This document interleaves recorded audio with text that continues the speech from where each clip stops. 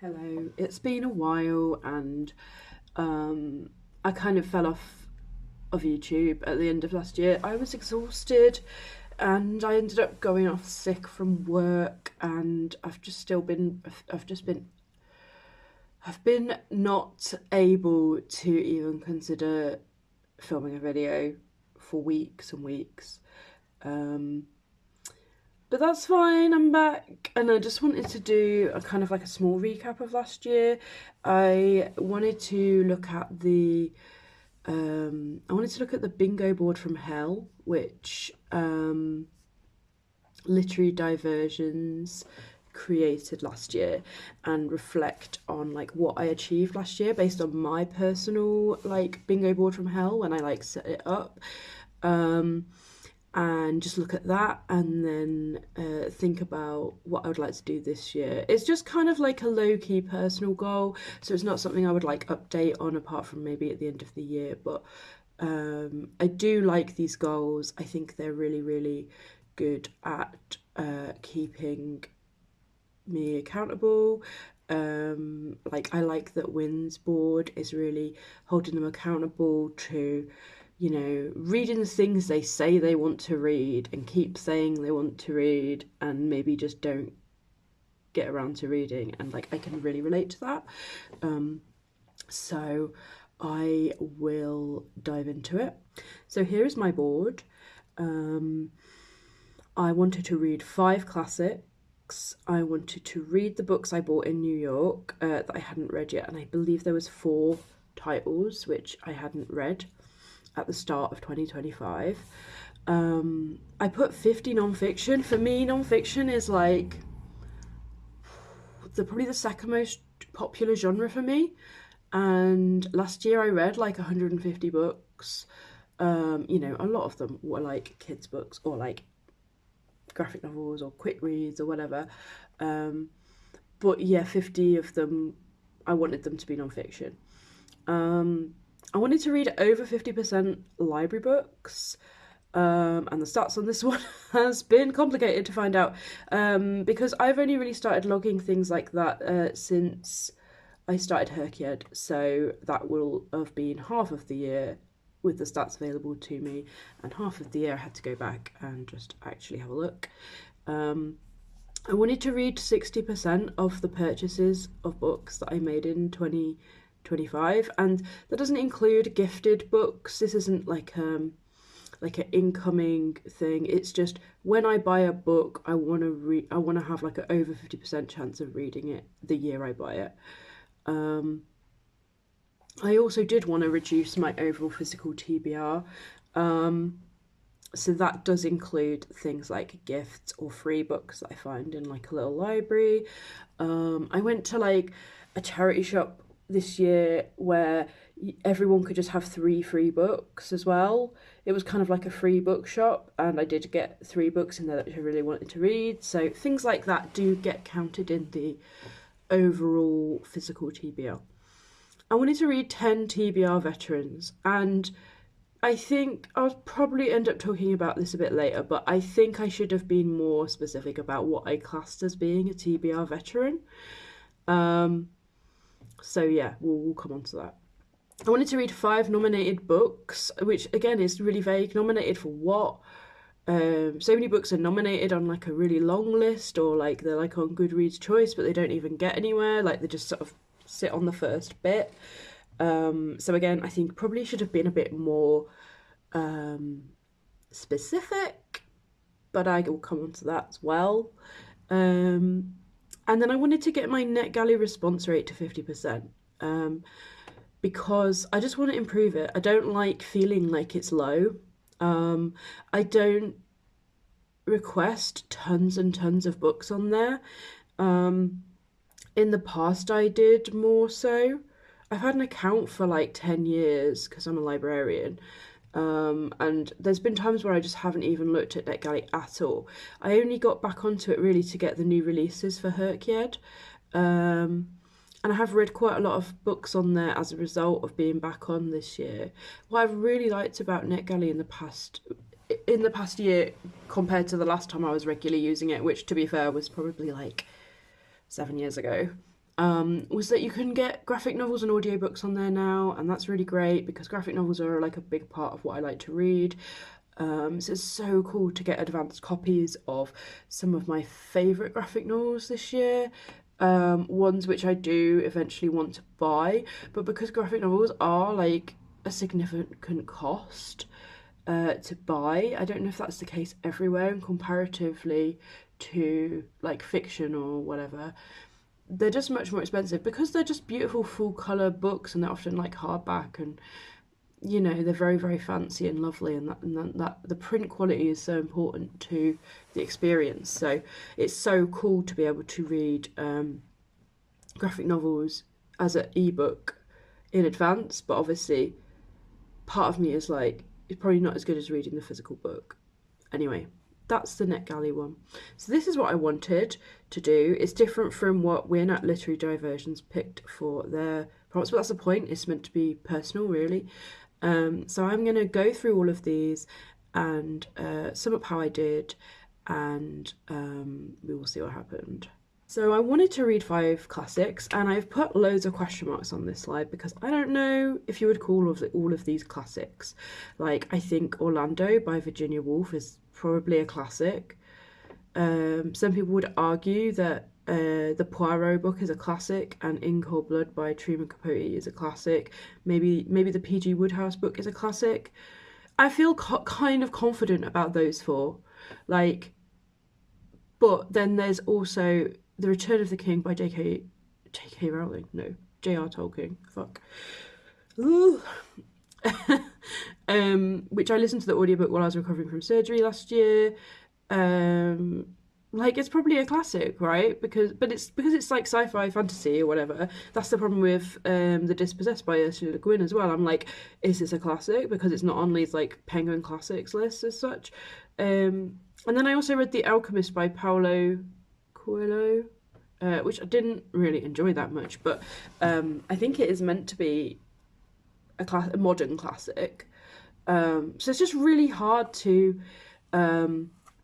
decide whether or not I did read 5 classics this year. I don't think I did. I'm going to be harsh on myself and I say I don't think I did. But I don't know. Argue with me in the comments if you disagree. Even like the Agatha Christie one and In Cold Blood, I'm like, are they really classics? I mean, I suppose they probably are. I just don't know. I just think that it's really hard because if I'd have decided what I defined as a classic before I went in to do this, that would have made this whole thing easier, because actually I think all of these, at least the first 4 and maybe like The Return of the King and The Dispossessed. I'm not sure about The Alchemist because I feel like it's kind of more new. I definitely think they are probably classics, and the problem with that is that, often sci-fi and fantasy does get overlooked with the list of classics that people would want you to read. I'm pleased I've read these books because a lot of them were ones I've been wanting to read for a while. A couple of them I just read for the sake of it, or just just because I was like, oh, I'll listen to this. I listened to the Code of the Woosters because I looked at the Penguin 100. Was it the Penguin 100 or the... Yeah, so I'm like, that's a classic then, right, if it's on that list. So yeah, not sure if I really achieved that, but I am pleased that I've tried these particular books. Some of them were really hard to get through, and I did end up switching to audiobook for most of them, actually, because I did struggle with the writing, and that's something to think about, I guess. Yeah, I'll come back to some of these later because they get featured in another one of these slides. Okay, let's pretend it's not nighttime now and that this was like one organised video that I filmed all in one go. So I wanted to read the books that I bought in New York, which was a trip that I took in 2023. And I just wanted to read them because like I was so excited to read all of them when I got them, and I did manage to read 3 of them. I've got one more that I haven't read, but I am going to plan to read that this year. I read Invasions by Calvin Gimpovich, Sarahland by Sam Cohen, and Girlfriends by Emily Zhu. I enjoyed all of them. Like, I think I gave them all like 4.5 stars or more. I think Sarahland was a 5-star read for me. So this is great. I had a great time reading all these books. This is why you should read the books that you buy when you're excited and you're on a trip and everything's special. This is why I want to read books more.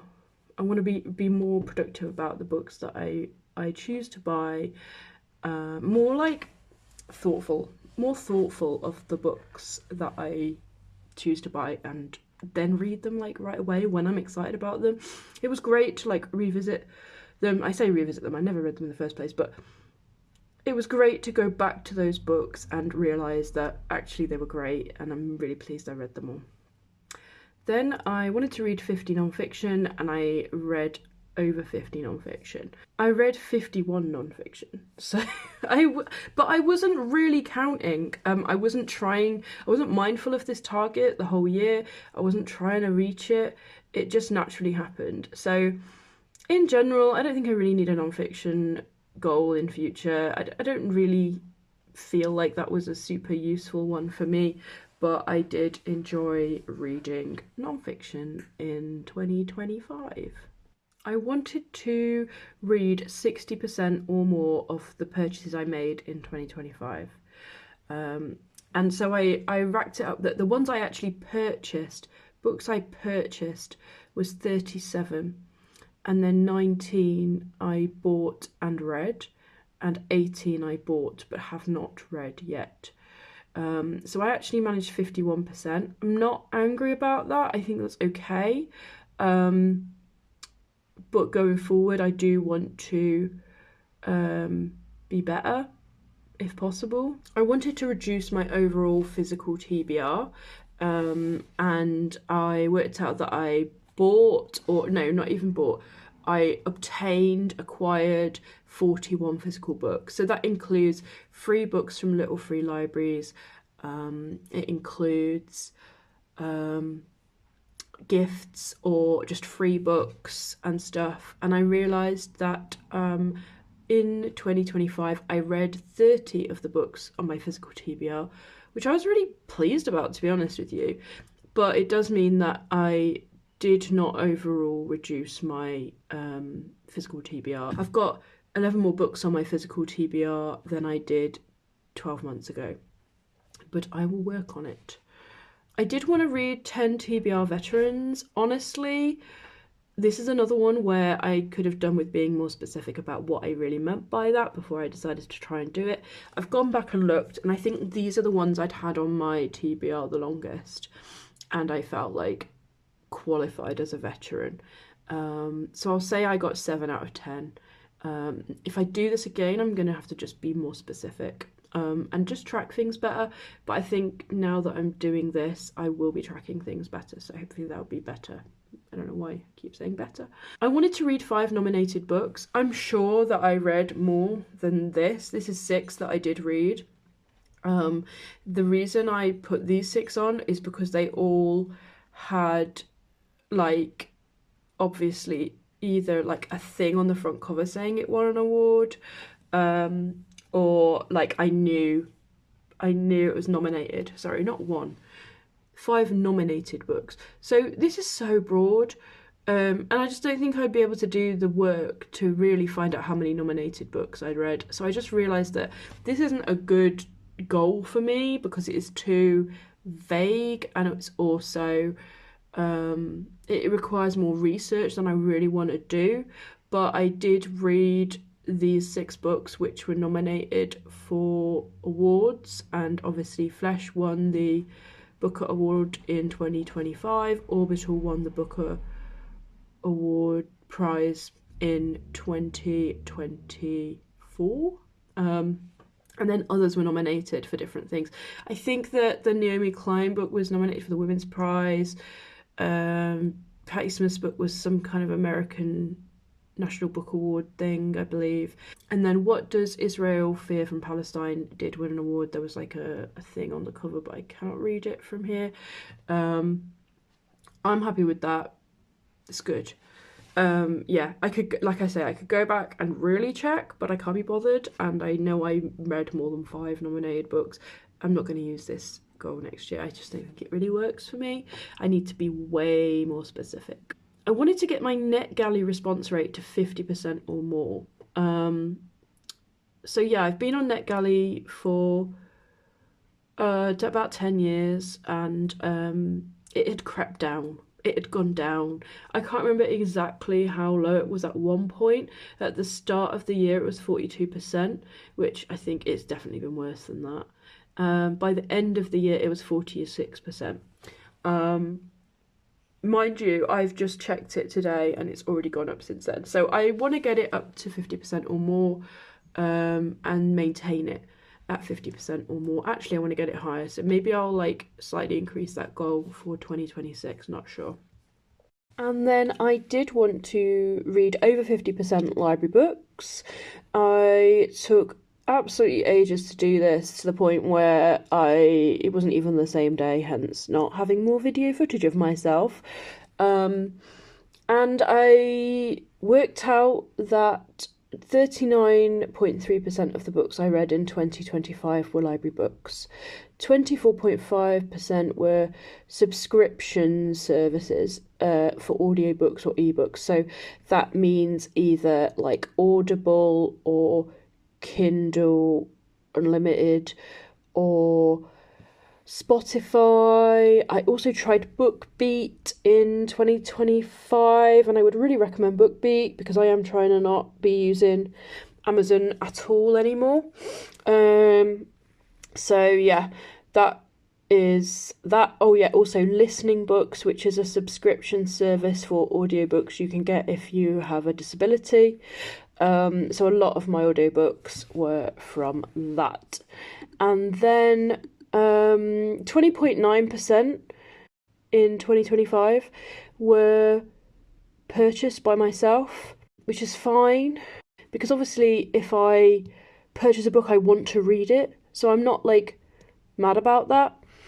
5.5% of the books I read in 2025 were free, so they were either gifted to me from a little free library, or I don't know, maybe I stole them. No, I'm joking, I don't steal books. And then 9.8% were from NetGalley, which I'm pleased with because I really wanted to get my NetGalley up. So the fact that I was actually reading NetGalley books and therefore getting back to the publishers with my review is fine. So even though I didn't read over 50% of library books, I kind of don't mind, because I think as the years go on, this number will increase because I will buy less books. And I may always have a subscription, because honestly, Listening Books is fantastic and BookBeat is really, really good as well. So I am considering getting that. I don't get Amazon Kindle or Spotify anymore, but I was just trying to read things that were like hoarded on there. And I still do have a few things that I still want to get done before I delete those accounts. So, you know, those things will come back again this year. Yeah, this is what the results are. It's not that exciting for me. I don't think I'm gonna do this next time. And so this is the final bingo board. I did 3 out of 9. I read 5 out of 5 classics. I read 3 out of 4 books from New York, which I'm okay with. You know, it was only 4 books, but I did read 3 of them, which is most of them. I read over 50 non-fiction. I only read 39% library books, but like, it doesn't really matter. I don't really mind. That's still a significant amount of my reading, and it's still, I think, the biggest proportion of my reading. I read 51% of my 2025 purchases, which is over half, and I'm pretty pleased with that, but I do want to work on that. I do want to improve on that. That is a priority for me. I did not reduce my overall physical TBR, as I ended the year with 9 books more on my physical TBR than I started with. However, a lot of them were free or gifts, and a lot of them are because of Herkiad, but if I read them, then I will unhaul them or, you know, pass them on. I don't think I really read 10 TBR veterans, but I did read quite a lot of books off my physical TBR in general, so maybe that would be a better measure, I'm not sure. And I did read over 5 nominated books. I realised I don't really mind about this, so I probably won't use this next time. And my NetGalley response did not go to 50%, but it did get better. So I don't feel angry about all the ones that I didn't really do. I just feel more clarity on what I do want to achieve. And I will be with you very shortly with my bingo board from Hell 2026, which I've already decided and I am hyped for. Thank you for watching / listening. Sorry this video is really chaotic. I've just been really sick, and doing any filming for any amount of time is actually very tiring for me right now. But I am excited to be back, and I have loads more videos coming up soon.